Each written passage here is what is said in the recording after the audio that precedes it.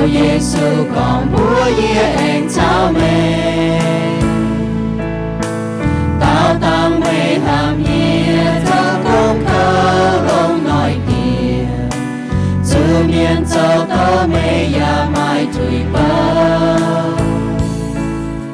xiên hoan mai nam quê ye nhẹ buồn khu ngoài châu họp thiên hùng nhẹ cha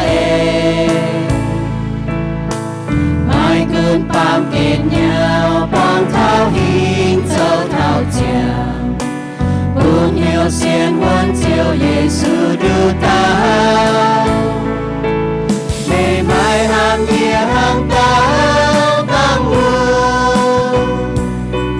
mang ca mấy kinh đó chia đồng hai con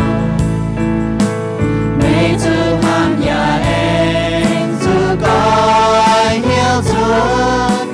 con mai coi hiếu chiếu siêu tăng trà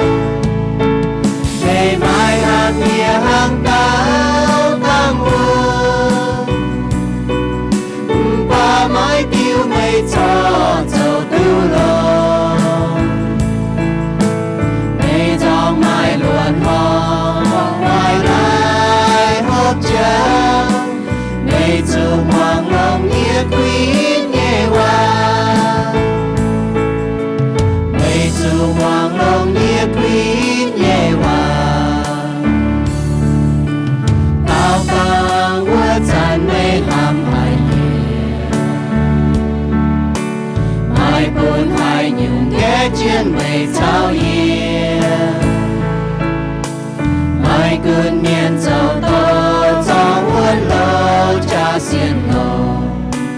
miền tàn đỏ nan tia cầu cho xiên lô